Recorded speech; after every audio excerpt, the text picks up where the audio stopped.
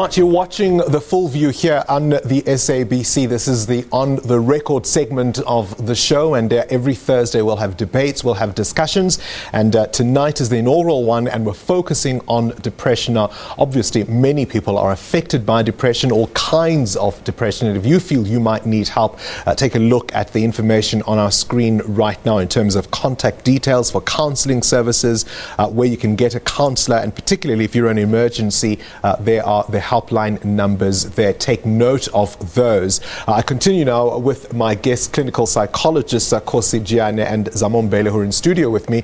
But we're also talking to, in our Cape Town studios, the well-known television personality, Mbuli. Boni, let me bring you back into the conversation. I mean, one of the things you write about in your book, this idea of you try to deal with it, but it's a demon that's ever present, ever lurking. How important was it for you in terms of your network of support once the diagnosis was made? Wow, I think, I mean, at first I tried to speak to people around me, some of my friends, and I tried to say, something's not right, something's wrong. And I guess people would dismiss it and say, oh, you just get over it, you know, cheer up. Life's not so bad, it could be worse. Or you've got a great life, you've got great things happening in your life, just try and be more grateful. And at the time, I was a very religious person, so I was always at church getting prayed for, asking for prayer.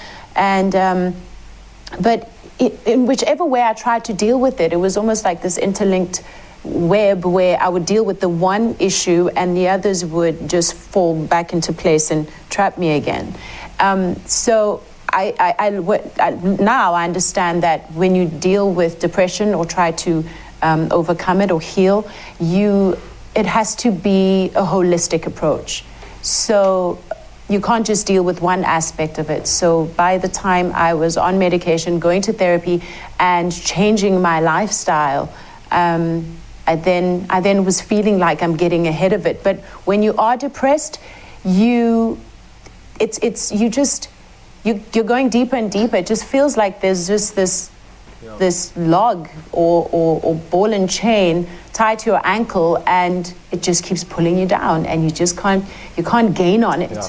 And sometimes when it obviously escalates, you end up not being able to get out of bed, and you know that you need to get out of bed and maybe take a walk and eat some food so you can feel better, but you can't do that because you're so hopeless. It's like this vicious cycle that you get caught in.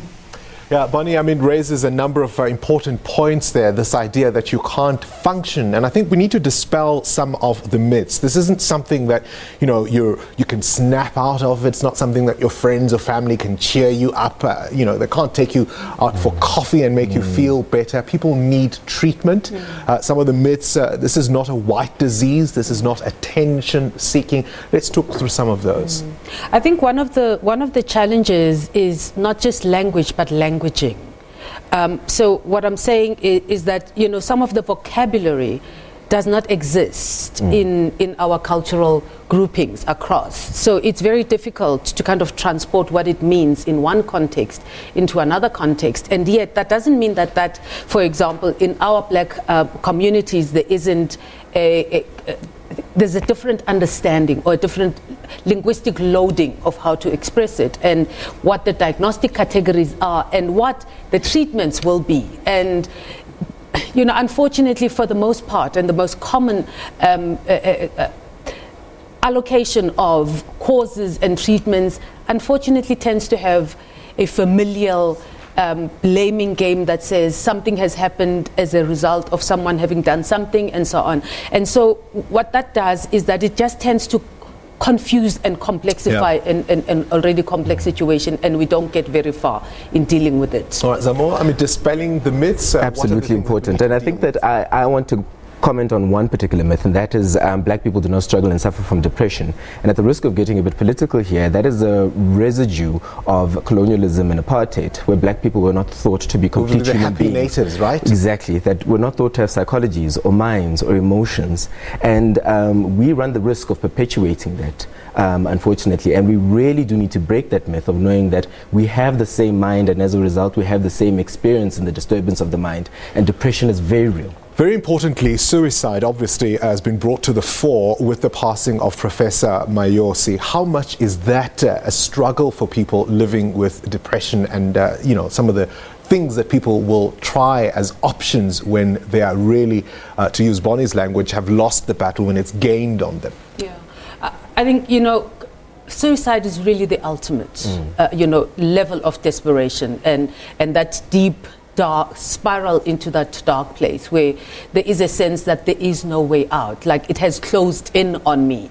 All my options have been exhausted, and checking out, suicide is kind of like the only way out, that I can deal with it and deal with it once and for all, because there's that sense of exhaustion and exasperation that I've tried everything. Zamo, you talk about the politics. I mean, there's also a gender skew as far as what the statistics are. Women are more likely to be affected than men. Women are more likely to be affected, and women are more likely to attempt than men, though men are more likely to be successful actually in their attempts, because they are likely to be more violent. However, the gender disparity also, we know that men who are also quite aggressive are oftentimes showing us that they're depressed. Look, let me make one brief comment also about the suicidality. Is for many people who are listening to this might also be in this similar position. So it's important to send out a message that we can end the depression or the struggle without ending the life too. And that's really important to say.